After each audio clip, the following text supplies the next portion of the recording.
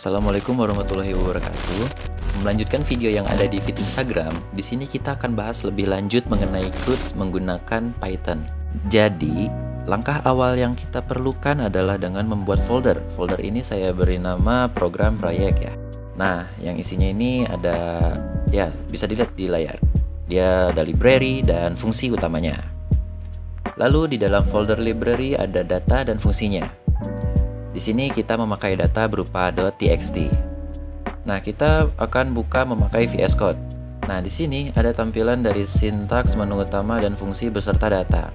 Menu utama akan dibuat seperti itu agar dia bisa membuka menu fungsi dari folder di dalamnya. Lalu di fungsi ini ada beberapa opsi fungsi yang nantinya bisa dipanggil sesuai kemauan pengguna.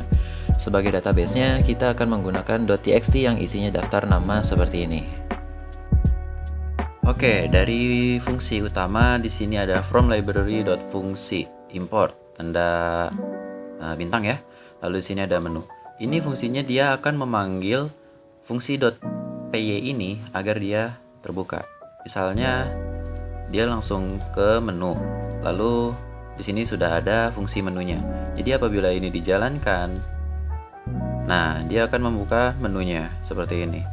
Jadi langkah pertamanya kita akan membuat df menu dulu. Setelah kita membuat file utama, kita akan membuat fungsi. Jadi di sini selamat datang di program pendaftaran siswa baru SD Sukaduka. Nah, di sini kita bisa melihat daftar siswa baru, mendaftarkan siswa baru, mencarinya, mengupdate, menghapus dan keluar dari program. Sesuai dengan CRUD ya, 1 sampai 5 ini sesuai dengan CRUD. Oke. Lalu kenapa di atasnya ini ada import OS? Nah, import OS system ini adalah untuk membersihkan layar ya. Ini jadi sintaks dari baris kedua dan ketiga ini dia berfungsi untuk membersihkan layar. Jadi apabila kita ingin, misalnya kita akan melihat menu ke satu, terus dia nanti kembali lagi ke menu sini, dia akan bersih kembali ke awal dan hanya terlihat ininya saja. Contoh, kita akan menjalankan menu nomor 1. Kita akan menjalankan menu nomor 1 dan akan terlihat seperti ini. Ini sesuai dengan database-nya ya, kayak gini. Oke. Nah, apabila kita tekan enter, nah lihat dia bakal menghapus yang tadi. Lihat daftarnya tadi dia bakal menghapus karena dia pakai ini. Oke. Nah, lanjut ke dev fungsi pilihan ya, fungsi pilihan. Apabila nanti kita di fungsi ini kita masukkan angka 1, maka dia akan masuk ke lihat daftar. Kalau 2, dia akan masuk ke tambah data. Lalu yang ketiga dia akan mencari, yang keempat dia akan update, yang kelima dia akan hapus, lalu yang keenam dia akan keluar dari program. Oke guys, jadi selanjutnya di sini kita akan menjelaskan tentang perintah apa saja yang kita gunakan di dalam program kita kali ini. Pertama, di sini kita menggunakan fungsi del. Nah, fungsi del ini untuk apa sih? Jadi, fungsi del ini berguna untuk menghapus suatu variabel dari memori. Jadi, dengan sintaks ini kita dapat menghapus suatu variabel dari database yang ada. Lalu di sini juga kita memakai split. Kenapa kita menggunakan sintaks ini? Hal ini dikarenakan untuk memecah suatu teks yang didasarkan oleh delimiter atau pembatas tertentu. Jadi seperti ini semacam spasi. Dan kalau delimiternya itu tidak ada, defaultnya itu senilai 1 space. Selanjutnya kita memiliki sintaks join. Gunanya buat apa sih? Oke, jadi join ini kebalikan dari split pada Python. Jadi ibarat ada air, ada api, ada siang, ada malam, ada split, ya ada join. Oke, balik lagi. Jadi di sini join ini berguna untuk menggabungkan atau menyatukan string yang jumlahnya banyak. Misal dari 2 string nanti berubah hanya menjadi 1 string saja. Oke, kita lanjut. Di sini ada perintah open. Open ini untuk apa? Open ini digunakan untuk membuka suatu file dan mengembalikan objek file dari file yang bersangkutan. Oke, jadi di sini open ini berguna untuk membuka database kita. Karena jika kita tidak menggunakan open ini, kita itu tidak bisa menjalankan sintaks kita nanti ke bawahnya. Karena tidak ada file yang sedang kita buka. Selanjutnya ada fungsi close. Jadi, karena ada open sudah pasti ada close kan? Oke, close ini untuk apa sih? Close ini merupakan perintah yang digunakan untuk menutup file yang telah kita buka sebelumnya. Ya, semacam mengakhiri program kita begitu. Seperti buku yang dibuka, nantinya juga pasti akan ditutup kan buku itu. Oke, selanjutnya di program ini juga kita memiliki fungsi write lines. Jadi apa sih gunanya write lines ini? Seperti namanya, sintaks ini berfungsi untuk meng-write atau menulis data dan menginputkannya ke dalam database. Namun, write lines ini berbeda dengan write tanpa lines. Loh, bedanya di mana? Jadi begini, jika write tanpa lines itu nantinya akan menulis semua teks ke dalam file, sedangkan write dengan lines akan menulis secara per baris saja, gitu. Oke, jadi selanjutnya di sini ada read lines. Lalu gunanya apa sih sintaks satu ini? Jadi seperti namanya, yaitu read dan lines. Jadi sintaks ini berfungsi untuk membaca isi dari sebuah file, namun hanya per baris saja, tidak secara keseluruhannya. Dan akhirnya akan mengembalikan nilai berupa sebuah list. Selanjutnya ada sort. Untuk apa sort ini ada dalam program kita?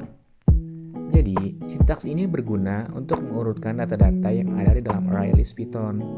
Jikalau kita tidak menggunakan sort ini, output yang akan dihasilkan nantinya akan tidak beraturan atau acak-acakan. Next, di sini ada fungsi len. Dan itu apa sih? Dan itu singkatan dari length alias panjang. Sintaks ini berfungsi untuk apa? Oke, jadi fungsi dari sintaks len ini adalah untuk mengembalikan panjang atau jumlah anggota dari suatu objek. Oke, jadi kita langsung yang terakhir.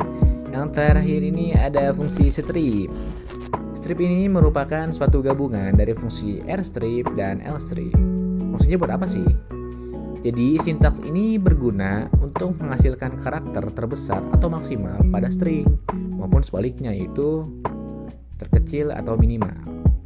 Lalu akan mengganti substring lama dengan substring yang baru. Oke, jadi itu semua sintaks yang kami pergunakan di dalam program SD Sukaduka.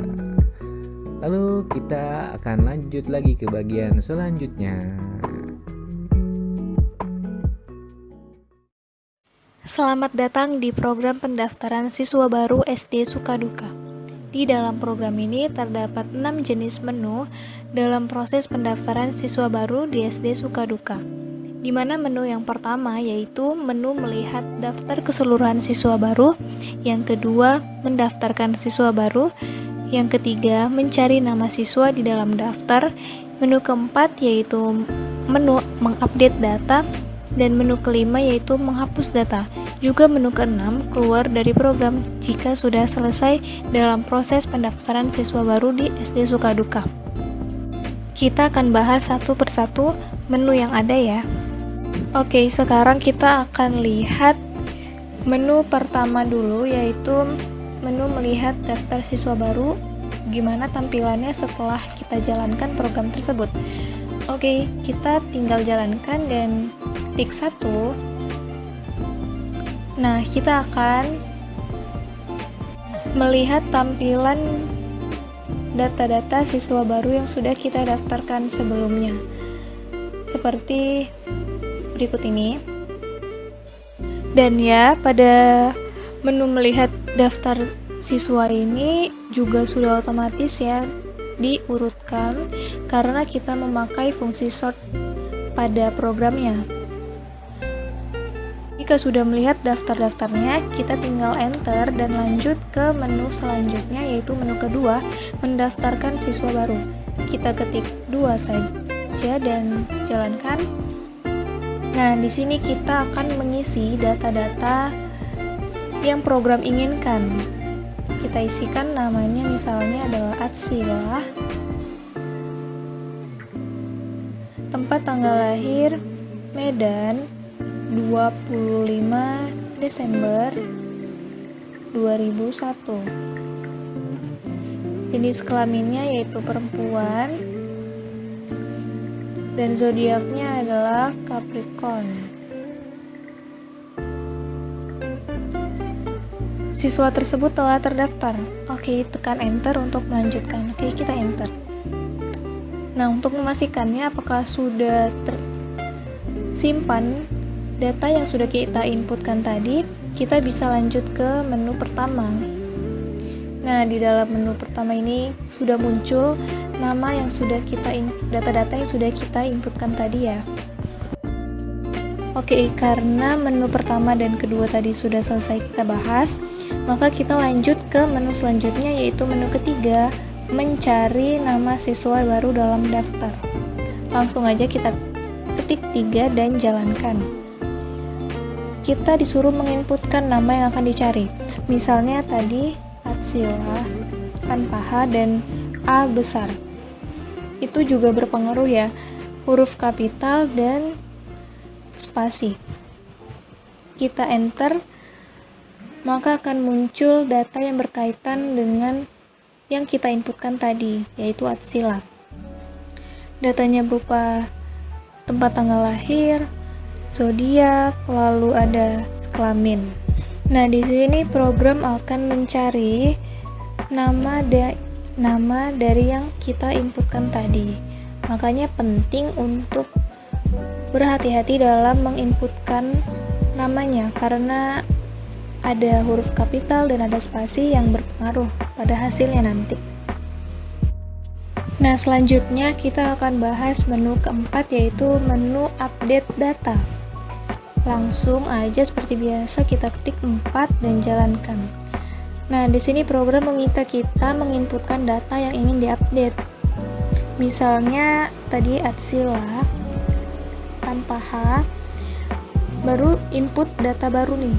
Nama barunya misalnya ada kesalahan karena katanya Atsila itu memakai H belakangnya, sedangkan tadi tidak ya. Oke, kita betulkan dulu. Atsila, tempat tanggalnya benar, nggak ada masalah, 25 Medan, 25 Desember 2001. Lalu jenis kelaminnya adalah perempuan dan zodiaknya Capricorn. Kita enter lagi untuk melanjutkan. Nah, sekarang udah kita update data dengan namanya Atsila ini. Kita ingin memastikan ulang, kita ke menu pertama. Apakah sudah berubah? Yap, sudah berubah ya. Atsilanya sekarang memakai H, huruf belakangnya. Nah, di menu update data ini, jika ternyata ada kesalahan menginput pada menu kedua pada saat kita mendaftarkan siswa baru tersebut, kita bisa update nih datanya menjadi data yang baru. Misalnya ada kesalahan di penamaan atau di tempat tanggal lahirnya atau dan lain sebagainya, kita bisa rubah itu di menu update data. Sudah selesai, kita bisa enter dan lanjut ke menu selanjutnya. Nah, selanjutnya kita akan lanjut ke menu kelima, yaitu menghapus data. Kita langsung aja ketik 5 dan lanjut jalankan. Nah, di sini program meminta kita menginputkan nama yang datanya itu akan dihapus. Dalam menginputkan ini kita perlu berhati-hati karena seperti yang dibilang tadi, huruf kapital dan spasi sangat berpengaruh kepada hasil pencarian datanya. Kita masukkan misalnya tadi Atsila,